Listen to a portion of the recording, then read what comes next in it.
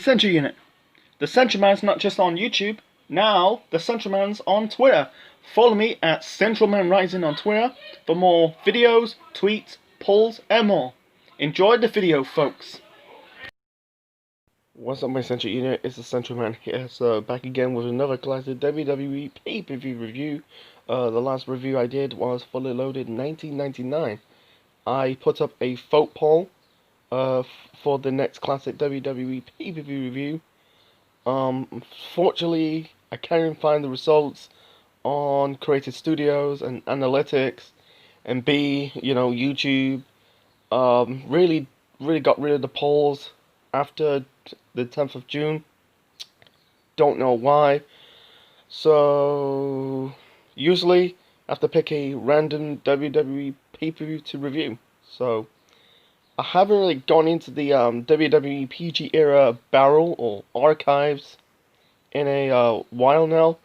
The last WWE pay-per-view to review in the PG era was Elimination Chamber 2010. So in this installment, I'm going to review WWE Payback 2013 at the Allstate Arena in Chicago, Illinois on the 16th of June 2013. The attendance for the show was 14,623. The buy rate for Payback 2013 was 186,000 pay-per-view buys. I kind of like a decrease from the previous year's pay-per-view. That was the final No Way Out pay-per-view from 2012, and that was got about 194,000 pay-per-view buys. And that main event was John Cena versus The Big Show in a steel cage. So this is the first Payback pay-per-view in WWE history. You know, the tagline for the show is "Payback is here" or "Payback is coming." Yeah, the first one in its history. They will continue to do this pay-per-view up to 2017 in the second brand split. I wish they bring that back, man. So anyway, so Michael Cole, JBL, and Jerry the King Lawler on commentary. I'm going to start with the kickoff show match. You're not going to find the kickoff show match or the kickoff show on the network. You have to find it on YouTube. You had Sheamus defeating Damien Sandow. You know, Sheamus hits Sandow with the bro kick. This is like before Sandow wins the Money in the Bank. He'll win the SmackDown Money in the Bank ladder match in the following month's pay-per-view Money in the Bank. Anyway, so the first match to kick off the main show, we got a triple threat match for the Intercontinental Championship. Wade Barrett defended the belt against The Miz and Curtis Axel. Originally, it was supposed to be Barrett, Miz, and Fandango for the championship. Unfortunately, Fandango suffered a concussion, so Curtis Axel is the last-minute replacement for Fandango. Curtis Axel, you know, this is his first pay-per-view match. He was in the company for years now. You know, originally he was known as Michael McGillicuddy. You know, dumbest name. You know, he was part of Nexus. He was in the tag team with David Otunga, won the tag team championships. He was really, before he was Curtis Axel, he was kind of like a bona fide jobber. You know, he appeared like NXT, the crap version of NXT, not the NXT you see right now. Superstars, main event, and also sometimes appeared at Raw and SmackDown to be in the jobber match or be part of the Lumberjacks in the Lumberjacks match. So that year, you know, really that summer, WWE decided to basically repackage Michael McGillicuddy to Curtis Axel using his dad's name and his granddad's ring name or nickname. So, you know, Axel's dad is Mr. Perfect, so Curtis, you know, Kurt as Curtis. And his granddad's Larry the Axe Hennon. You know, Larry Hennon's nickname is the Axe, so Axel. So originally he was supposed to be in this feud with Triple H because they had a match on a Raw after Extreme Rules. Triple H kind of like did not finish the match due to like he had suffered a bit of a concussion. And then if they had the match a week later or 2 weeks later, that Vince kind of awarded the victory to Triple H, not Triple H, Curtis Axel, sorry. I thought they would probably have a match on a pay-per-view. Unfortunately, you're not going to see it. And I think at the time, Triple H and Vince are in this type of rivalry, in this fiction, like butting heads. You know, I don't want to see a match between Triple H and Vince because Vince at this point was old. He's old right now, but back then he was in his 60s, late 60s. You know, I'll explain it a little bit later on. So, really, Miz won the belt from Barrett at the kickoff show match at WrestleMania 29, but Barrett regained the title the next night on Raw, so it's kind of pointless. What's the point having Miz won the title at WrestleMania, but dropped the belt the night after WrestleMania? Don't get it. This was a good opener to kick off the show. When Axel hit the was it the Perfect Plex? I think it was on Miz or Barrett. The fans kind of popped. It was basically paying tribute to Mr. Perfect. In the end, Miz locked in the figure four leg lock onto Wade Barrett. You thought like Barrett's gonna tap. You thought Miz is going to win the title, but instead, Axel pinned Barrett while he was in the figure four leg lock to win this match to win the IC title. And yeah, this was basically his first and only IC title of Curtis Axel's career. And yeah, so that, you know, his run never was a bit flop after that. His reign, I think he defended once or twice on a pay-per-view before dropping the belt to Big E Langston on a Raw in October of that year. Yeah, like I said, you know, he was feuding with Triple H. Yeah, they're kind of like putting too many eggs in the Curtis Axel's basket. You know, he's a Paul Heyman's guy. They're giving like this type of rub. His first championship. I think it was too soon. I'd rather just have him feud with Triple H. You know, being the established star. It could really do. You know, that was going in the right direction, but instead they kind of dropped it in the last minute. I don't know why. You know, Vince and Triple H butting heads. That was kind of planting the seeds of the Authority later on in the summer of 2013. So anyway, so moving on to the next match. The next match, we got the Divas Championship match. Caitlyn defending the belt against AJ Lee. AJ won a Battle Royal to get a shot at the Divas champion. Really, the build-up to this match on this show, Caitlyn had this type of secret admirer. So on the go-home show to Raw, the secret admirer was revealed to be Big E Langston. Unfortunately, you thought this was going to be a love storyline, a relationship between Caitlyn and Big E Langston, but instead, it was a ruse plot by AJ Lee to get into Caitlyn's head, to toil on her emotion. You know, Caitlyn crying and humiliated by AJ. And then, you know, the go-home show on SmackDown, Caitlyn snapped, attacked the referee, attacked Oksana. You know, just give Caitlyn some disadvantages to her match on the show. You know, this is, because Caitlyn and AJ had really some history between both women because they appeared on the third season of NXT. You know, they were like I'm not saying a tag team. They were called, the Chick Busters? Not Dude Busters, Chick Busters. And then, in 2012, AJ Lee. I'm gonna end up confusing with two AJs. You got AJ Lee and AJ Styles, but I'm talking about AJ Lee here. AJ Lee was in this relationship with Daniel Bryan, and then that relationship broke. You know, Caitlyn trying to be one to comfort her, but instead she kind of like throw it in Caitlyn's face. You know, don't want to be friends, kind of like going in their separate ways. You know, AJ became crazy, the crazy chick that CM Punk dubbed her, Raw GM, relationship with John Cena and Dolph Ziggler, and Caitlyn become Divas champion, or really chasing after and becoming Divas champion, defeating E at Raw 20. Sorry, I almost say Raw 1000, but it's Raw 20 in her hometown of Houston. It's a damn shame they never did the title change in WrestleMania because this is in AJ's hometown of New Jersey, but unfortunately the card wasn't like there and the original women's match supposed to be a mixed tag team match between basically Cody and Damien, Team Road Scholars and the Bellas versus really Tons of Funk and the Funkadactyls.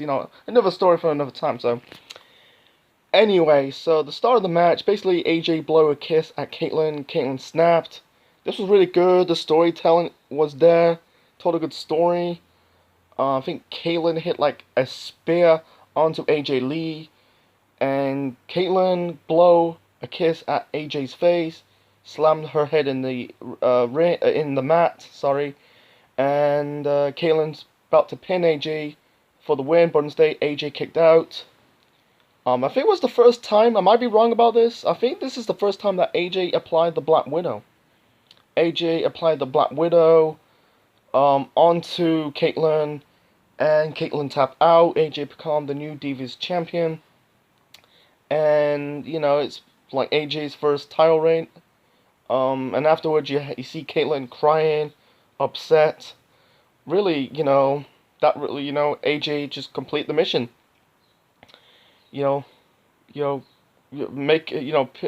Make her upset, took her championship. Then afterwards, Caitlyn was crying. You got Layla kind of not confronting her, comfort her, sorry. And then you see her backstage all distraught and upset. I think they had one more match, a rematch at Money in the Bank. And then the rivalry kind of end at SummerSlam. I don't think they had one more title match on a SmackDown. I think it was in August of that year. That really, because AJ won the rematch at Money in the Bank. Then they won another rematch at SmackDown in, I think it was August, I'm not 100% sure. And then after that, Caitlyn never retouched the women's title scene, was never part of the women's title scene ever again. It's a damn shame. Before, the rest of the end of her run before it left the company in early 2014. He came back in 2018, be part of the Mae Young Classic. Had a cameo in Raw Reunion. It's a damn shame. If Caitlyn come back today, I think she'll probably be in the title picture, man. Like that, man. So AJ will hold the belt until April next year of 2014, the night after WrestleMania 30, losing the belt to Paige, and Paige become not just the youngest Divas champion, but actually she become the youngest champion. I might be wrong about this. The youngest champion in WWE history at the age of 21. No, he wasn't. She wasn't the youngest champion. I thought that was Renee Dupree. Anyway, she became the youngest Divas champion. I'm talking about Paige here. So, anyway, the next match, we've got the United States title match between Dean Ambrose, one half of the Shield, defending the belt against Kane. No build to this. I think like Kane had two matches with Dean Ambrose. I think that one was a count out, one was a disqualification to set up this match on this pay-per-view. No disrespect for both of them. They're good they're good workers, but unfortunately the chemistry wasn't there. It was like, for me, it didn't do nothing for me. This was not a good match. It was in the end, Ambrose hit like a DDT onto Kane yet. This is before he was doing the dirty deeds, his finisher. He using like EC Freeze DDT, the 1%er. Basically, yeah, Ambrose hit the DDT on Kane, and Kane got counted out, so Dean Ambrose basically retained the United States title because he won the title from Kofi Kingston at the previous month's pay-per-view Extreme Rules. It makes sense because what's the point? It'd be dumb to have a guy who won the championship at the previous month's pay-per-view and went on to drop the belt at the next month's pay-per-view. Makes no sense. But Ambrose as the United States champion, his run was a kind of flop in my opinion. I think he had one or two times he defended on a pay-per-view. I think it was on a main show. I think he defended once on a kickoff show match. I don't know what pay-per-view. A kickoff show match on a pay-per-view. So he dropped it to Sheamus. I think it was on a Raw in April of 2014. He held the belt for nearly 1 year. So anyway, so moving on to the next match. The next match, we got the World Heavyweight Championship match between Alberto Del Rio versus Dolph Ziggler. Ziggler cashed in the Money in the Bank briefcase the night after WrestleMania 29 against Del Rio after really defending the belt against Jack Swagger in their rematch on Raw, you know. Anyway, so Ziggler beat Del Rio for the championship. Originally, it was supposed to be a triple threat ladder match for the belt at Extreme Rules. Unfortunately, Ziggler suffered a concussion, so it led to the I Quit match between Del Rio and Jack Swagger. So yeah, the fans were booing Del Rio. You know, he was a babyface in late 2012, early 2013, and I think the Del Rio experiment, Del Rio as a babyface, kind of cooled off. The fans started to boo him, and Ziggler was more kind of cheer at this point. They were rooting more for Ziggler than Del Rio. Anyway, this was good. I thought it was a shit match, but it was kind of super one-sided because basically like Del Rio was kicking Ziggler in the head because because concussion. But it told a good story. He kicked out multiple kicks to the head. You know, I think Ziggler had some offense of his own, like he hit like the famouser, basically like Billy Gunn's finisher. And then I think he hit the zigzag, locked him in the sleeper hold. Really, yeah,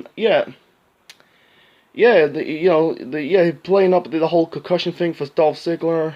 In the end, Del Rio, I think he one time trying to lock in the cross arm breaker. That would be a completely stupid, like Del Rio locking the arm breaker and Ziggler tapped him. So what's the really the point? Have Ziggler tapped out from what's the point? Had Ziggler, Del Rio hit Ziggler, kicking Ziggler in the head, playing up the concussion thing. If you lock in a submission hold for the arm. It's similar, like I did a review on WCW Great American Bash '95. You had Craig Pittman taking on Jim Duggan. He was working on the leg of Jim Duggan, but locked in the co-red. It's not similar to Del Rio's arm breaker, and it's like I say, it was just what's the point of working on the wrong body part. So anyway, so back to this match. So Del Rio locking the super kick onto. Not a super kick, but type of punt on Ziggler's head to win this match and regain the World Heavyweight Championship. Because it makes sense because he wants to win the belt so badly. But here's the one catch, man. It was just the wrong person. It was the wrong person to put. I think Ziggler should have gone over, man. Because Ziggler never got one crack at the World. He won the belt, but never really give him a proper run with it. It's like, what's the point? I think the Del Rio experiment flopped. I think when after this match, Del Rio's matches on pay-per-view, I think he had one or two, but they were not really that good. Because at this point, they treating it like a treating it like a mid-card belt, like an IC belt, or the United States title belt, not the main belt. So, yeah, for Ziggler, they did the whole double turn. I don't know what's the last time they did a double turn. I think the notable double turn has to be, Bret Hart, Steve Austin at WrestleMania 13. So, Del Rio entered this match as a babyface, Ziggler as a heel, and afterwards, Del Rio's the heel now, and Ziggler's the babyface now. They did it years later, with Paige and Charlotte. Charlotte as the heel, Paige as the babyface in their rivalry in late 2015. Anyway, so I think turning babyface was for Dolph Ziggler for me that was basically the kiss of death. He was kind of getting still over in 2014 and 2015, and by the time in 2016 he was getting stale. I don't like him right now as a heel because he's Shawn Michaels 2.0. I think before that, for years now, some people compare Ziggler as he's Billy Gunn with the hairstyle, doing the famouser. He's gonna be the next. People say he's a rip-off version of badass Billy Gunn. I don't think so. Why can't he just be Dolph Ziggler instead of Shawn Michaels, man? Anyway, so afterwards, Del Rio did a promo on the fans. They set up their rematch at Money in the Bank that I think AJ cost Dolph the championship. That led to the breakup between the on-screen relationship between AJ and Dolph Ziggler. And one more of the match, you had Del Rio pushed Big E Langston. Langston pushed Del Rio back. That led to the referee eject Big E out of the match, out of ringside. Anyway, so enough of that. That was I say it was a decent match, but not a best one. Moving on to the next match. The next match we got Chris Jericho versus CM Punk, who is the best in the world. So Punk took his hiatus after losing The Undertaker at WrestleMania 29. So Jericho in he did like a highlight reel segment, if it was on Raw or SmackDown, and the guest star was Paul Heyman. Talked about like he wants to challenge Punk in a match at Payback. Basically decide who is the best in the world because at the time Punk's using his nickname, I'm the best in the world. He'd been doing it since like 2011, ever since he did the pipe bomb promo in Raw in 2011. And Jericho was used to do the whole "I'm the best in the world of what I do" when he was doing the whole serious Y2J gimmick. They had a rivalry in the previous year in 2012. Fighting for the championship. The two matches at WrestleMania 28 and Extreme Rules over like basically exploiting Punk's his straight edge. Saying about his dad is an alcoholic, his sister's a drug addict, and they got Punk's parents got married before your birth or after your birthday. That was really good, a good storyline. But this is basically who's best in the world. The fans kind of boo Jericho at this point. At this point, the bloom kind of fall off the rose of Chris Jericho. He was better off as a heel. He turned heel years later, and then you got like when Punk arrived, really hear Punk's music, the fans kind of like cheered. Punk is the hometown boy, and his look is like he grew really in the second half of 2012. Punk shaved his head. And then, when he came back, he let his hair grow out. He had this type of Wolverine sideburns. I think at the time, everyone knows Punk is a comic book fan. I think at the time that it was the release of the Wolverine film. It's a sequel to X-Men's Origin Wolverine. So anyway, this match is, in my opinion, this is match of the night, man. They told a great story between Punk and Jericho. I think Punk kicked out not one but two code breakers, the normal code breaker and the code breaker from the air by Jericho. I think Jericho kicked out the GTS. I think it was on twice. I think they used the submission holds. Jericho used the walls of Jericho. Punk used the Icon device. The same move. I think it was on two separate matches I think it was the same arena at the 2012 Extreme Rules pay-per-view that Jericho tapped out from the Icon device in the Chicago Street Fight match for the title the previous year. This time Jericho got his hands on the ropes. In the end, Punk hit the third GTS to win this match and, prove that Punk is best in the world. So after that, they didn't do much with Jericho at this point. I think he would ride back at the next month's pay-per-view, and after that he took some time off. And he was kind of like a part-timer at this point. He will be a proper full-timer in 2016. So Punk, he was, this is planting the seeds of, Paul Heyman turning on CM Punk. Led to the match with Brock Lesnar at SummerSlam that year, and also feuding with Curtis Axel and Ryback in the autumn of 2013. Moving on to the WWE Tag Team Championship match. We got the Shield, the two members of the Shield right now, that is Seth Rollins and Roman Reigns, defending the belt against Daniel Bryan and Randy Orton.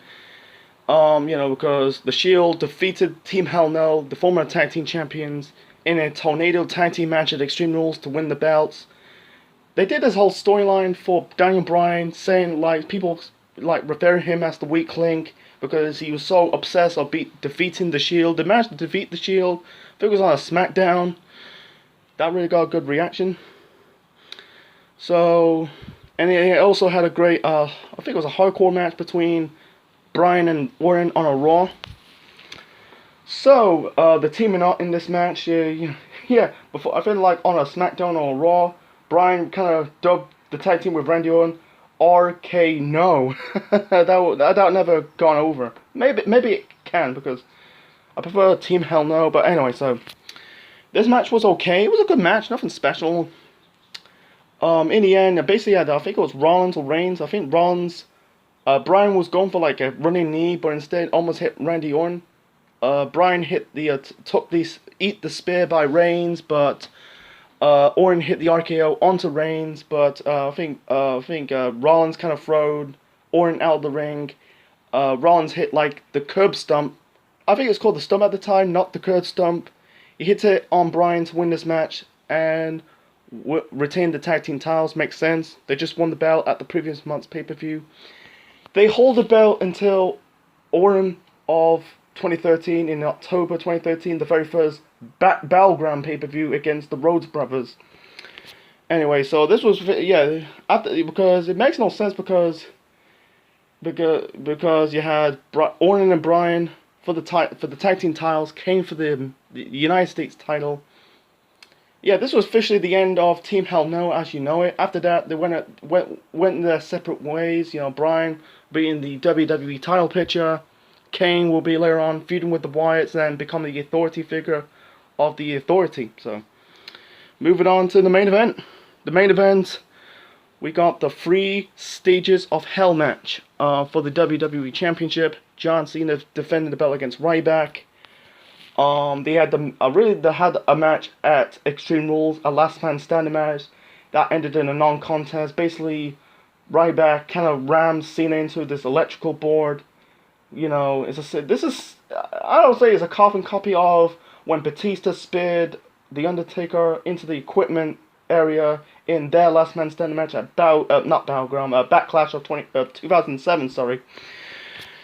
So, this is a 3 Stages of Hell match. By the way, Cena won the belt from The Rock at WrestleMania 29. Ryback turned heel the night after WrestleMania. The turn on John Cena. Yeah, they had the like I said, last man standing match at Extreme Rules. So this is a 3 Stages of Hell match. Ryback at this point was doing the whole catchphrase like Ryback rules. You know, I think he injured Kofi Kingston. You know, putting him in multiple tables. Anyway, so I think they cast John Cena in a match against Curtis Axel. You know, build up to their 3 Stages of Hell match. The build up to their match on the show. Anyway, so the first match was basically it was a lumberjack match. You got really 30 guys around the ring, 15 heels and 15 faces. The fans were booing John Cena. It's just what it is, you know, because really 2 matches. You know, you had 2 great matches. You know, one of the best matches of the decade against CM Punk at Money in the Bank 2011, and a match against Brock Lesnar at the previous Extreme Rules pay-per-view in 2012.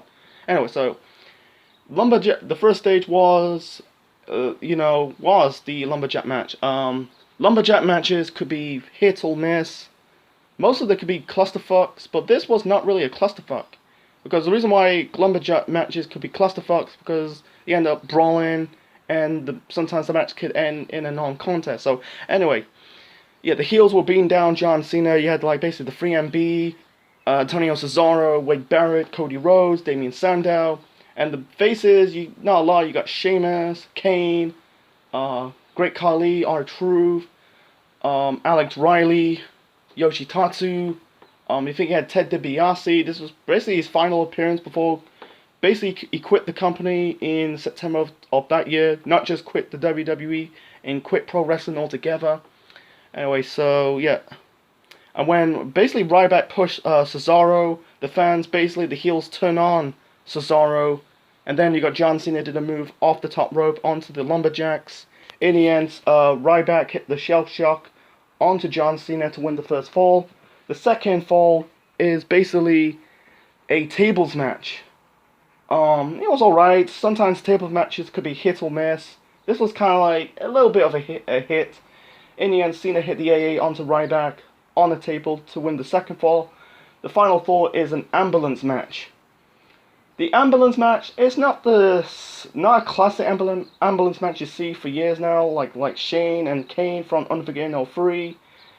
To John Cena and Kane in the ambulance match at the 2012 Elimination Chamber pay-per-view. Sorry, I was trying to remember the match, the pay-per-view when they had that ambulance match. Yeah, this was it was an okay match. It was good. You had some moments like you basically had Ryback kind of rip off one of the I think on the front part of the ambulance, hit it on John Cena's groin or rib area. I think he body dropped Cena into the front of the ambulance. Cena kind of Irish whipped Ryback into the ambulance door, not from the back, from the front. In the end, they kind of like fighting on top of the ambulance. Cena hit the AA onto Ryback and put him through the ambulance to win this match and retain the WWE Championship. It's a damn shame for Ryback, man. This was basically the end of Ryback. You know, after that, Ryback was doing the whole bully gimmick that never got over that well, and become another Paul Heyman guy, teaming up with Curtis Axel to form Ryback. So that was basically a jobber tag team, not be a serious threat for the tag team belts. Yeah, his only championship in WWE history was the Intercontinental title. He won it 2 years later, but after that, he never really touched the WWE title scene ever again. I think, in my opinion, they should have did that. I think it's one of John Cena's biggest burials. I think they should have gone. If I was booking it, I'd rather had Ryback winning it. At least it was a really point building Ryback as a serious threat, a top heel. They should have really pulled the trigger, but instead they didn't do that. They didn't do that. You know, Cena went on to hold the belt until dropping the belt to Daniel Bryan at SummerSlam. Before, you know, he ran off due to elbow, tricep injury. Yeah, to Daniel Bryan, and then in the second half of 2013, the Authority was formed, and yeah, in 2013, the rest of 2013 was a blur. It was it was a decent main event, not the best one. Sometimes there could be hit or miss. I think the disappointing 3 Stages of Hell match has to be from the Bash of '09 between Randy Orton and Triple H. Yeah, like I said, Ryback never touched the WWE title scene ever again. Cena went on to win another 2 or 3 titles before, pursuing a career in Hollywood. So anyway, my final rating for WWE Payback 2013, really the first Payback in WWE history, I'm going to give it a 9 out of 10. This show was a really stacked show. It was a good, the opener was good, the main event was good, the Divas title match was decent, the World Heavyweight title match was also decent as well, the tag team title matches between the Reigns and Rollins versus Bryan and Orton, that was also a decent match as well. And also, match of the night has to be, Punk versus Jericho.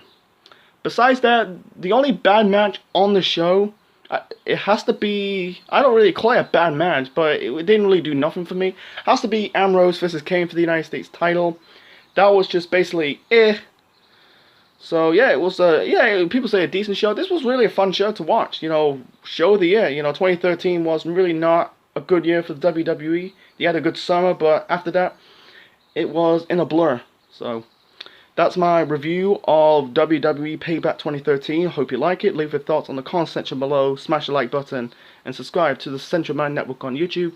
The next pay-per-view, I'm trying to get one more pay-per-view before this month is out. Let's go, because this year marks the 15th anniversary of this pay-per-view. Next time I'm going to review Vengeance 2005. This is the Central Man officially signing out. Check you later.